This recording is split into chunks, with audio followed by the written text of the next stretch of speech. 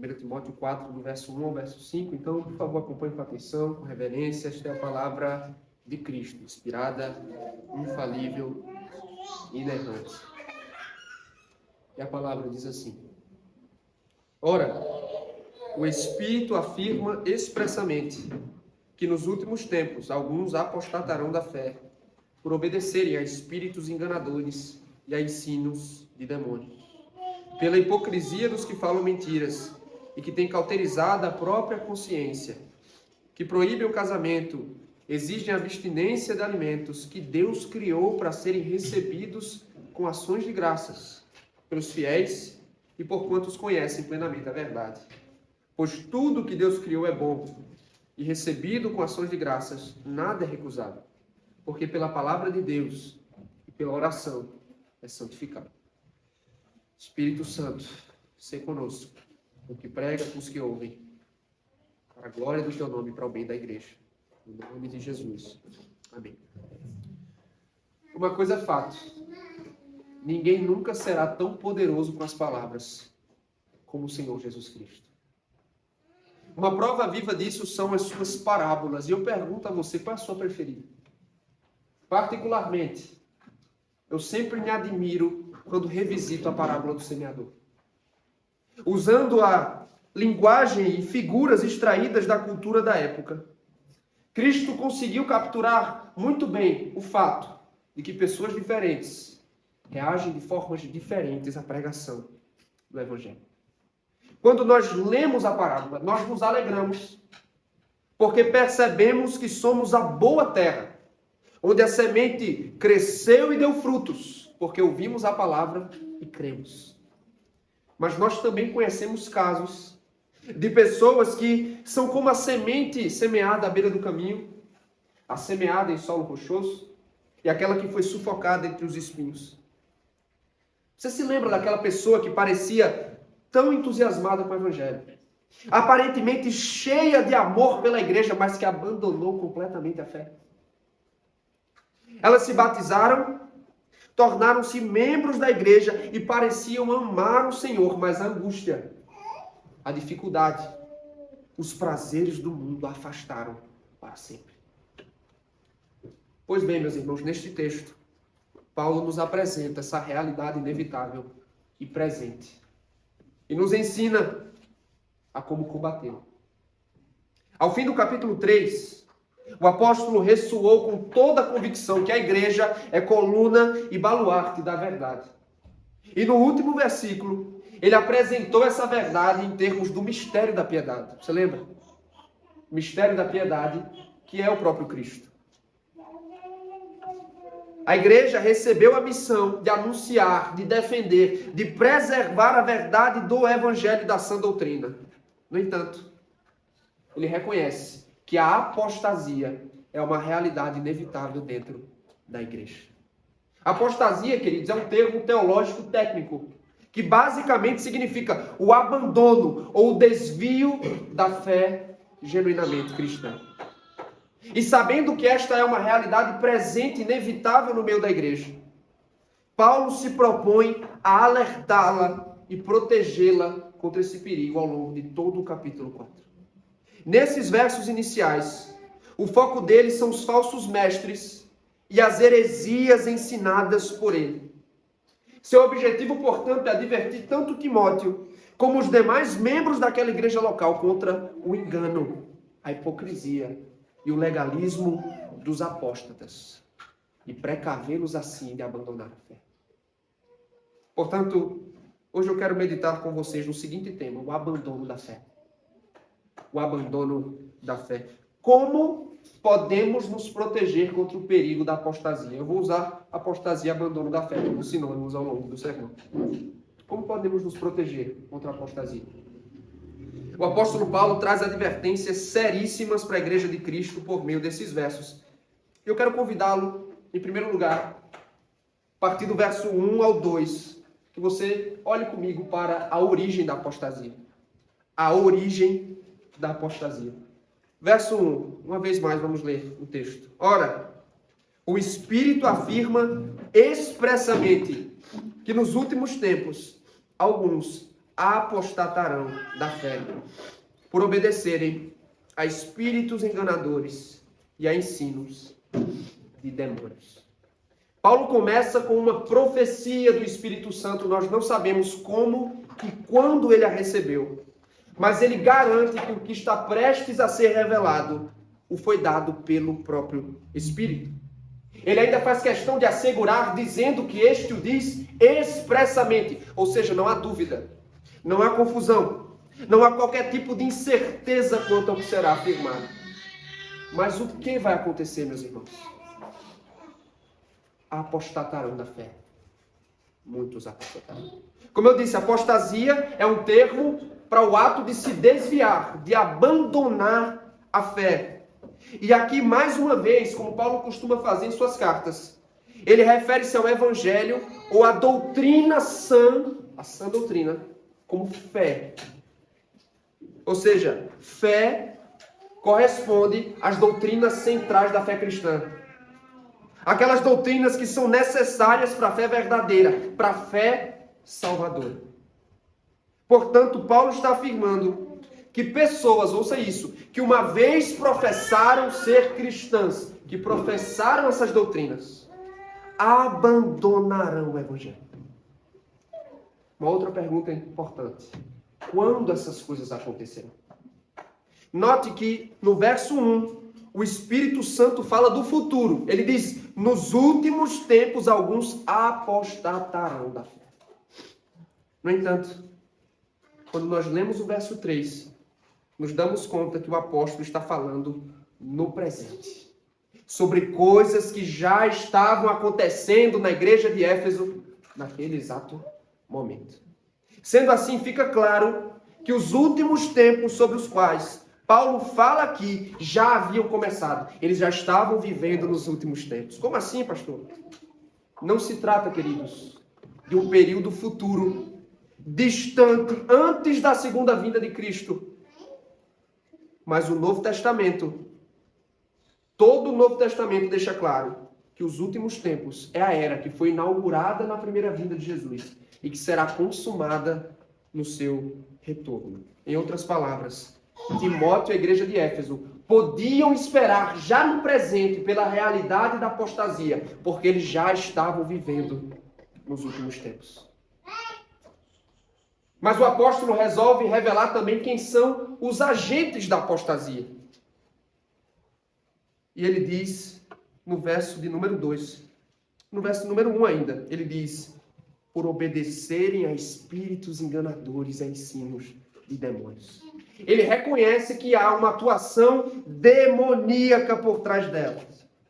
As pessoas acabam seduzidas, abandonam a fé porque são seduzidas pelo espírito do erro. E o apóstolo é direto, ele não tem papas na língua, a reconhecer que a fonte de todo falso ensino disseminado em Éfeso é o próprio diabo. É o próprio diabo. Foi por isso que uma versão americana da Bíblia, ela traduziu esse trecho final assim, doutrinas inspiradas por demônios.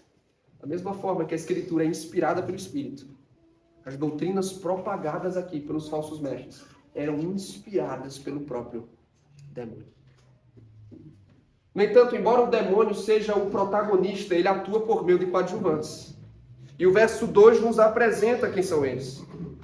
Leia comigo, por favor. Ele diz assim, pela hipocrisia dos que falam mentiras e que têm cauterizado a própria consciência. O que torna a heresia sedutora, irmãos, é justamente a hipocrisia desses falsos mestres. E como nós sabemos, esse termo, hipócrita, hipocrisia, ele vem diretamente dos dramas e teatros da Grécia Antiga. O hipócrita é um ator mascarado em encenação. E da mesma forma, os falsos mestres são bons atores. Como Satanás se transforma em anjo de luz, seus ministros se mascaram como ministros de Deus. Eles escondem suas reais intenções e assim acabam seduzindo, desviando as pessoas da verdade. E aí você pergunta, por que eles fazem isso? Porque sua consciência já está cauterizada.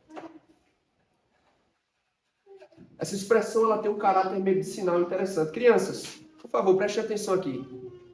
Eu não sei, né? Se vocês têm, talvez, idade para isso, né?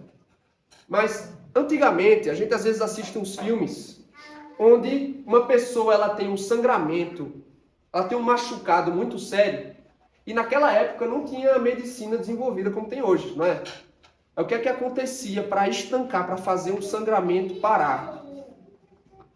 Esquentava um ferro bem quente e colocava em cima da pele ou do sangramento para estancar. Você já pensou que dor?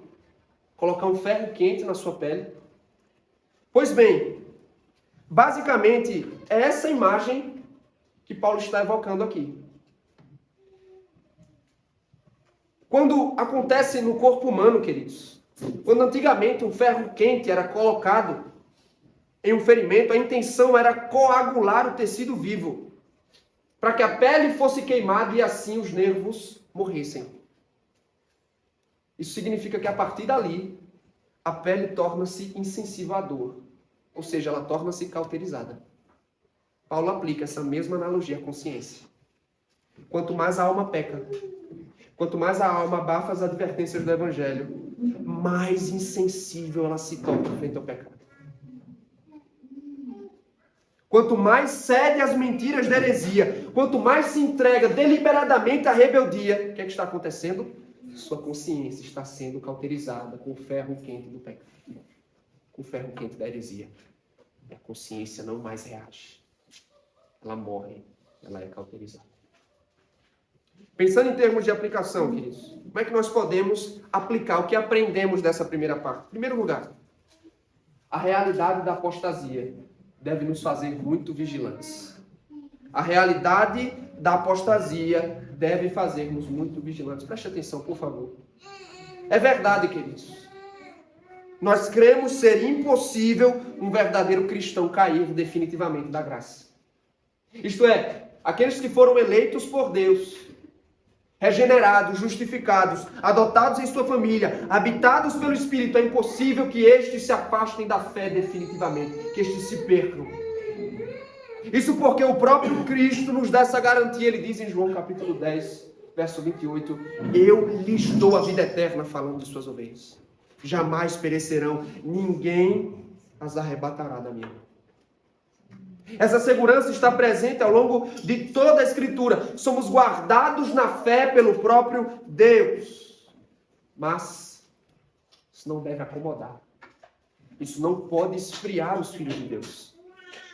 É pensando nisso que o mesmo Deus que nos dá segurança e garante a nossa preservação, Ele encheu sua palavra com advertências sobre o perigo da apostasia. Como a dita por Paulo em Coríntios, capítulo 10. Aquele que está de pé, cuide para que não caia.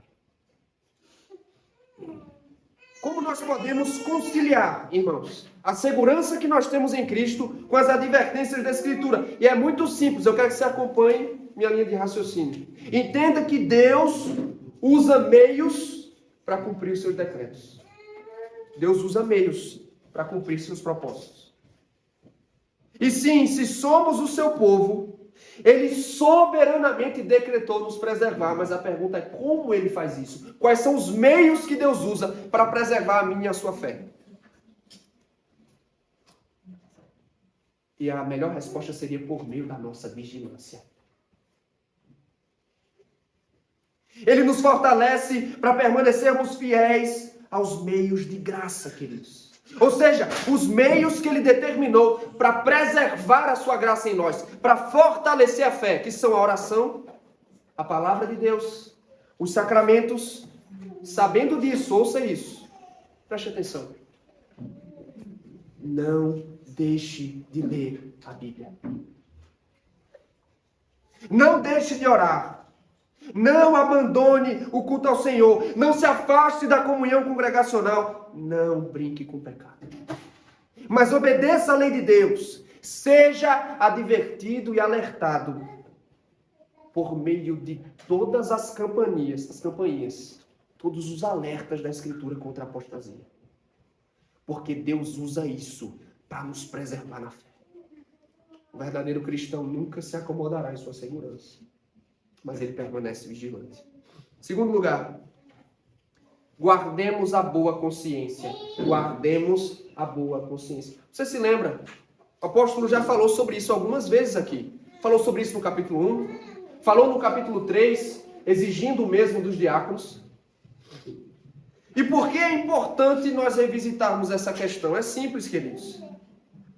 Porque é uma tragédia ter a consciência cauterizada. É um verdadeiro desastre chegar a esse ponto. E entenda bem, não foi da noite para o dia que isso aconteceu com os falsos mestres de Éfeso. Não foi em um piscar de olhos. Tudo começa quando você recebe a falsa doutrina. Você flerta com o erro e acaba submetendo a sua consciência a ele. E com o tempo, o pecado não mais sensibiliza você. O arrependimento deixa de ser uma prática habitual. E aí, pornografia, maledicência, ira, orgulho, inveja, cobiça, idolatria, descontentamento, murmuração. Essas coisas não mais arranham a consciência. Não ferem mais o seu coração. O pecado endurece ao ponto de você não mais reagir aos alarmes que são tocados no seu coração. Não há mais preocupação em entristecer o Espírito Santo. Não há mais qualquer receio de quebrar a lei de Deus. Por quê, irmãos? Porque a consciência foi cauterizada. O ferro quente do pecado cauterizou a consciência. Crianças, preste atenção. O Eric e a Aurora, Maria Flor está dormindo ali. Crianças, nós não podemos nunca viver no pecado. Viver a nossa vida e cometemos um pecado, não nos arrependemos. Isso é muito perigoso. Sempre que você cometer um pecado, você precisa se arrepender e confessar seu pecado a Deus. Senão você corre perigo. Como esses homens aqui de Éfeso que Paulo está falando. Aconteceu com eles assim. Eles não mais se arrependiam. E aí por isso a consciência deles foi cauterizada. E aí eu me dirijo a você, meu irmão. Minha irmã que está me ouvindo. Se você tem apresentado sinais parecidos com os que acabei de mencionar, você corre perigo espiritual. E aí, com todo amor pastoral, eu digo a você, não chegue a esse ponto. Não viva uma vida de conivência com o pecado. Não tente normalizar, encontrar justificativas para o pecado na sua vida. Mate-o antes que ele mate você. Mate o pecado antes que ele o mate para sempre. Arrependa-se, confesse o seu pecado a Deus, busque o cuidado e a disciplina da igreja se necessário, mas não viva em pecado. Caso contrário, a consciência sendo cauterizada pelo ferro quente da rebeldia, ela não pode ser curada. Tome cuidado. Tem uma terceira aplicação desse ponto. Não dê ouvidos aos falsos profetas de hoje. Lembre-se, Satanás usa agentes para desviar as pessoas da verdade. E como é astuto, ele escolhe sabiamente seus ministros. São os hipócritas, irmãos.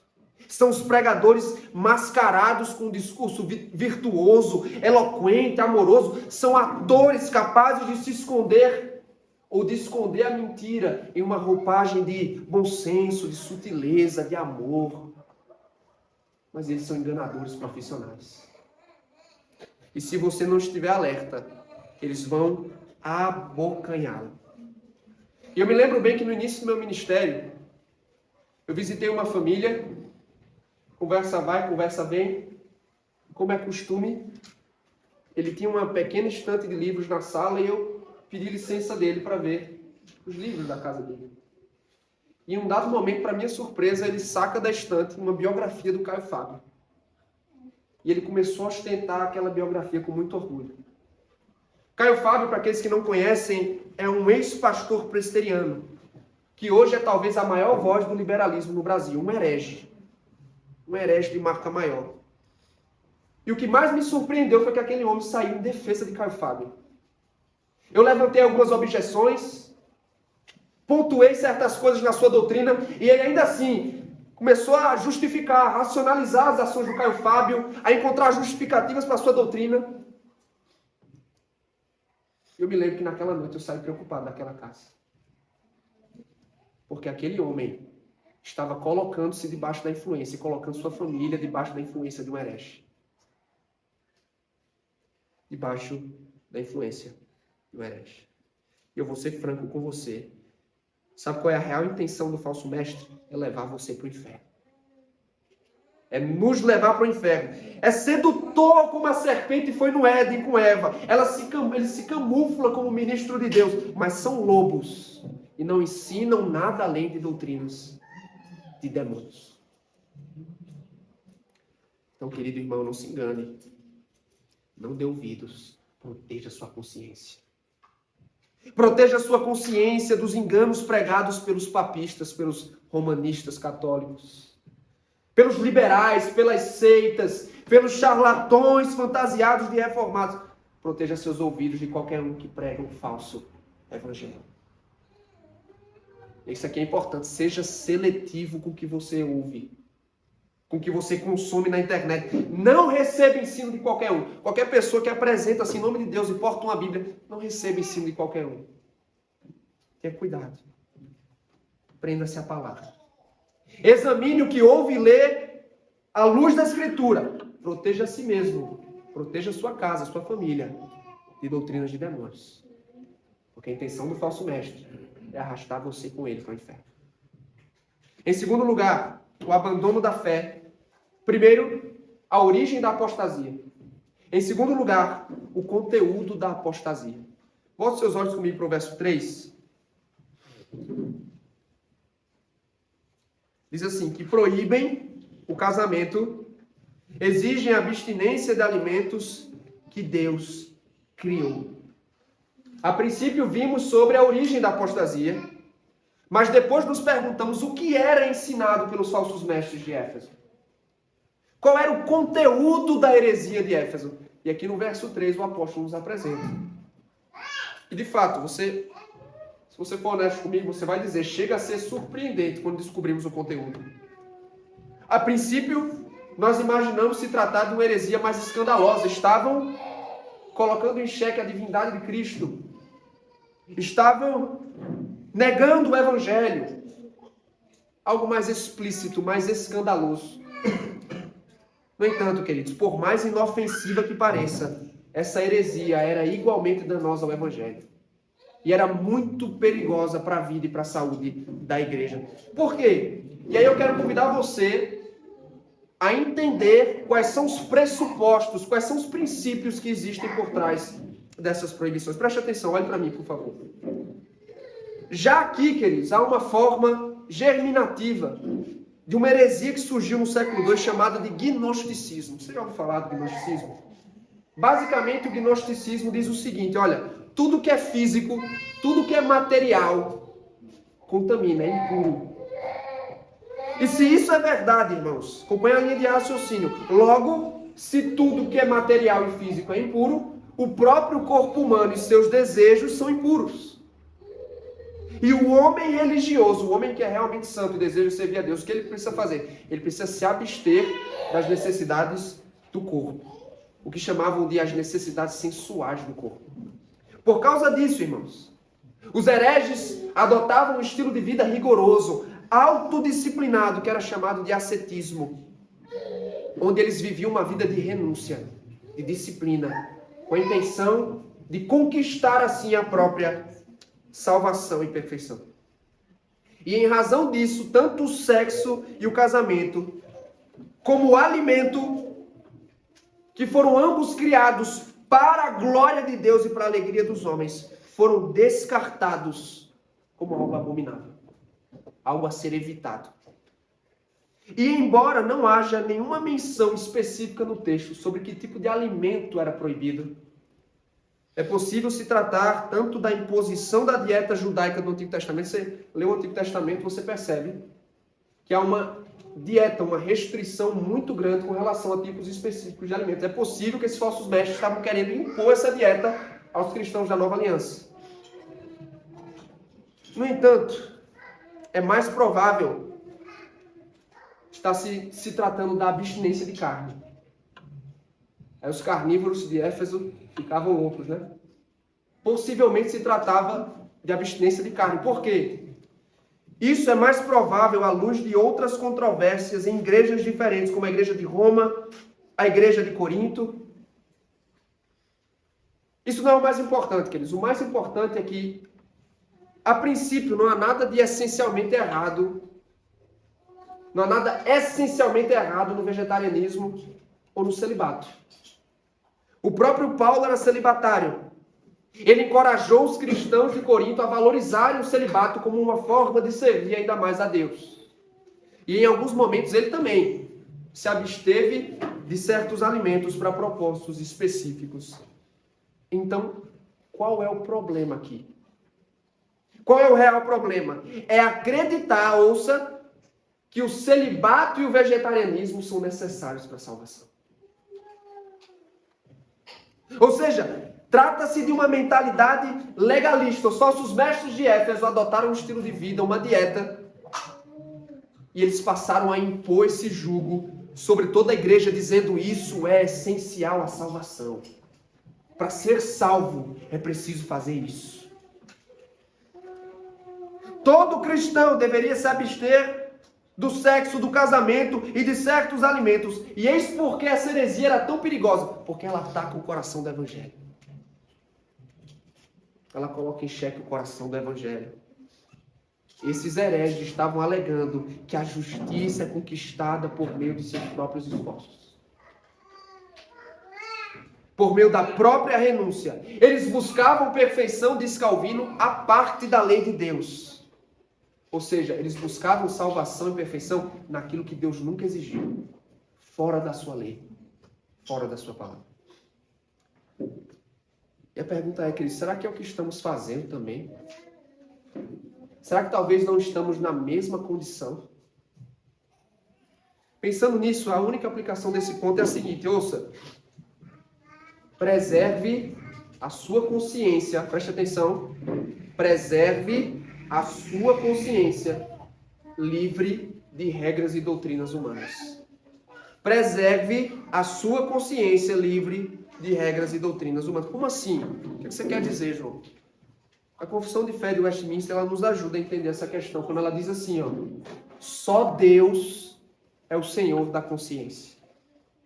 E Ele deixou a consciência livre das doutrinas e mandamentos humanos que em qualquer coisa sejam contrárias à sua palavra ou que em matéria de fé e de culto estejam fora dela. Assim, crer tais doutrinas ou obedecer tais mandamentos como coisa de consciência é trair a verdadeira liberdade de consciência. Deixa eu colocar em termos mais simples, né? Deixa eu traduzir essa linguagem teológica técnica para uma linguagem mais simples. Nada nem ninguém pode impor algo à sua consciência que não esteja na palavra de Deus. Sua consciência não pode ser obrigada com absolutamente nada, a não ser que seja expressamente ou claramente deduzido da Escritura. É o que os falsos mestres estavam fazendo em Éfeso, meus irmãos. Ao proibir o casamento, ao proibir o consumo de certos alimentos, e é também o que fazem nos nossos dias. Para dar um exemplo, é o que a igreja de Roma faz. Ela impõe suas tradições, suas inovações à mente dos fiéis, colocando-as no mesmo patamar, até acima da Escritura. Ela está obrigando a consciência das pessoas com aquilo que Deus não prescreveu na sua palavra. Mas essa mentalidade legalista, ela acaba se infiltrando também em nosso meio. E certas coisas, ouça isso, por mais importantes que sejam, elas recebem um peso que não lhes é devido. Por mais importantes que sejam, elas recebem um peso que não lhe é devido. Nós passamos a acreditar que é a forma específica de governo da igreja. É um método específico de educação. É a quantidade de filhos que nós temos. São certos hábitos e comportamentos que são essenciais para o cristão garantir a salvação. Só que o Evangelho, queridos, ele é claro como água cristalina. Somos salvos somente pela graça de Deus. Você e eu que somos pecadores, somos incapazes de conquistar o favor de Deus, nossos esforços e obras, por melhores que sejam, não podem nos declarar justos diante dele. E quando nós obrigamos a nossa consciência a qualquer coisa não exigida por Deus e esperamos assim sermos aprovados por ele, nós nos tornamos legalistas. Nós abandonamos o Evangelho. O que nós fazemos então, queridos? Nós nos mantemos, nos prendemos naquilo que foi revelado. Só na Escritura. Só na Escritura. Nós não desfiguramos o Evangelho, tornando nossas obras essenciais à salvação. Nós seguimos o exemplo de Lutero, quando na Dieta de Worms, 1521, colocado contra a parede pela Igreja Católica Romana, obrigado a negar seus escritos, ele disse: minha consciência está cativa à palavra. Crianças, prestem atenção aqui, ó. A Aurora, o Eric, a Lívia também ali atrás, já está escondidinha. Preste atenção. Você tem que sempre se perguntar o seguinte em toda a sua vida. Quando você for colocado, você tem que obedecer isso. Você tem que fazer aquilo. Você tem que se perguntar o seguinte: isso está na palavra de Deus? Você não pode simplesmente viver de certa forma, obedecer uma coisa simplesmente porque fulano disse, ou porque todo mundo faz. Você tem que fazer tudo, se perguntar o seguinte: isso está na palavra? Deus ordenou isso na palavra?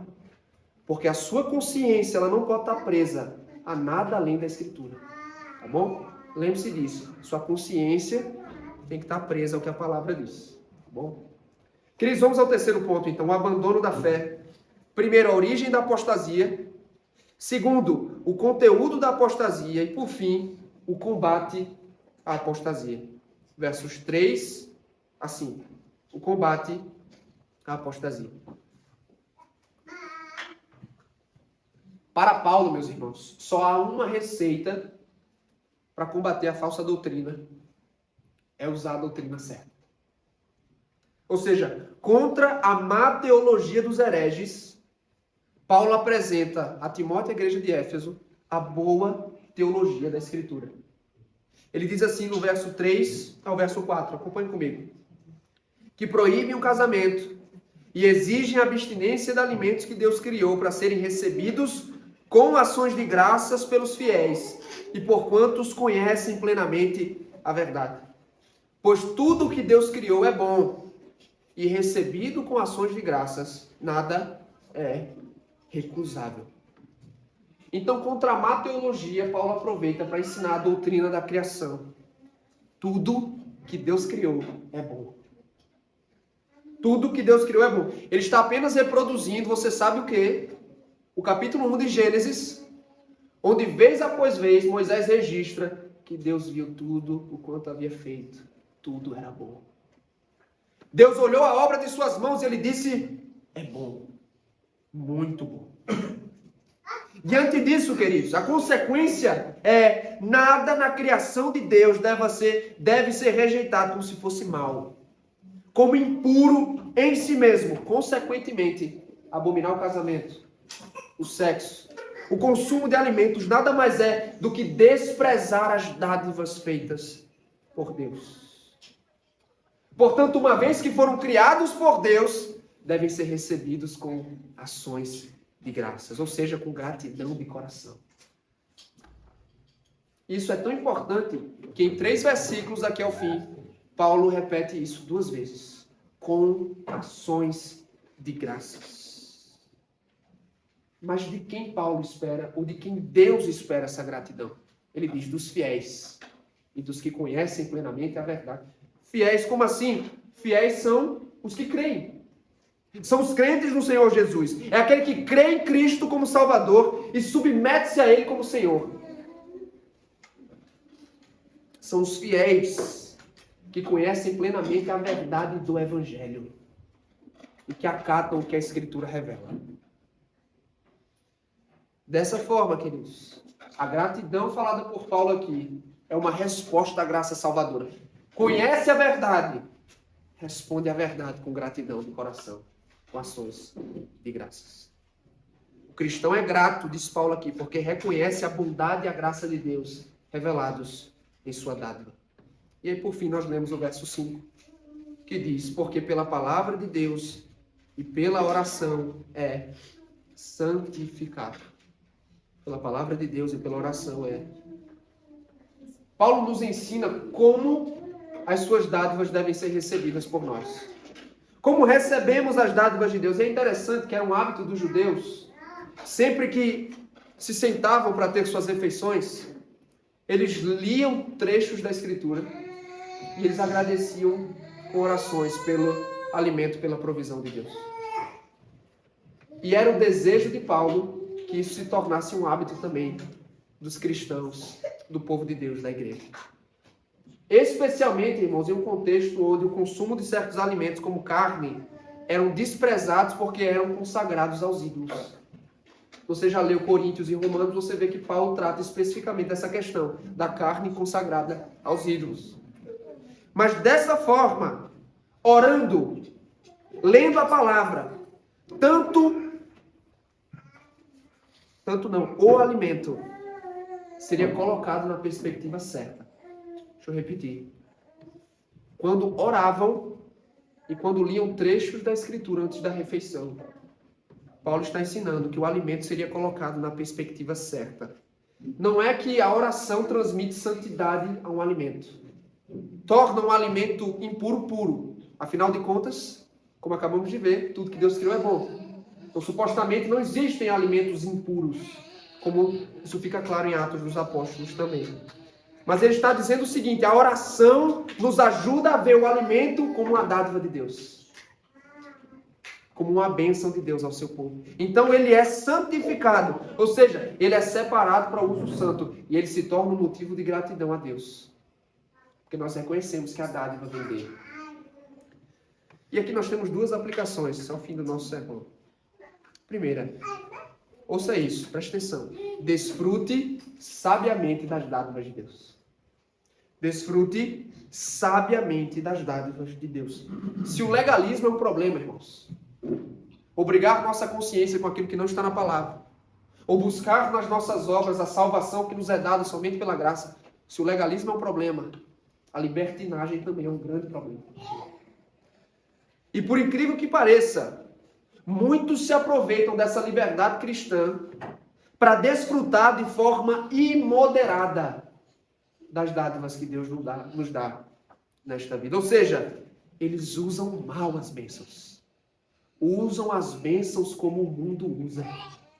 Exatamente como o mundo faz. Por exemplo, você concorda comigo que a nossa sexualidade é uma dádiva de Deus? Criado para a sua glória e para o nosso prazer e alegria. Mas quando usada de forma imoderada, essa sexualidade se degenera em prostituição, em imoralidade, em adultério. O mesmo se dá com o consumo de alimentos e com o álcool. Mas o que acontece quando são usados pecaminosamente? As pessoas caem em glutonaria, em gula, em embriaguez. Eu pergunto, será que é o que tem acontecido conosco, queridos?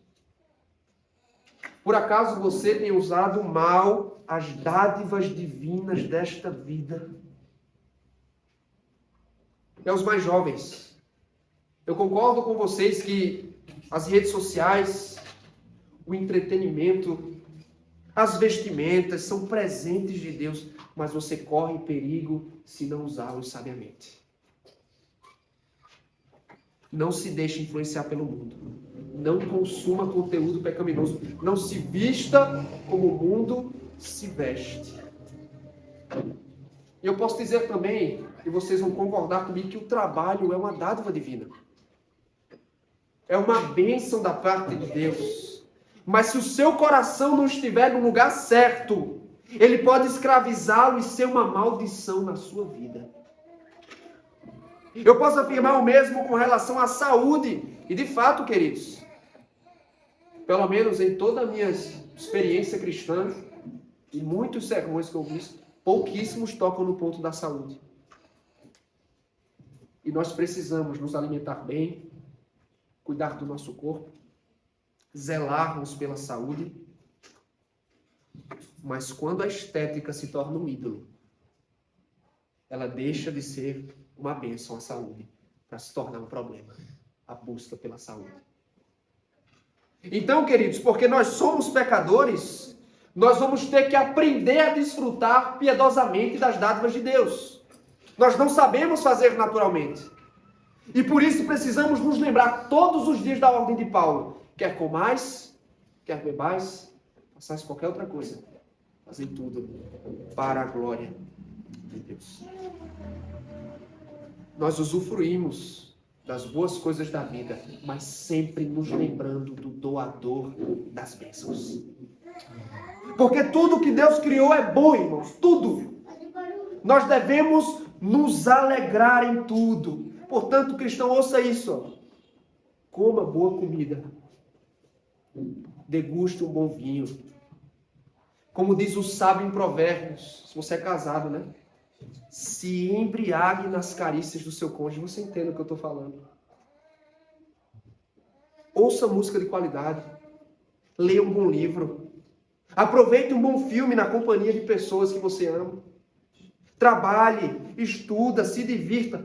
Mas use todas essas coisas moderadamente, piedosamente, sabiamente para a glória de Deus. Não desfrute das dádivas e se esqueça de oferecer gratidão ao doador.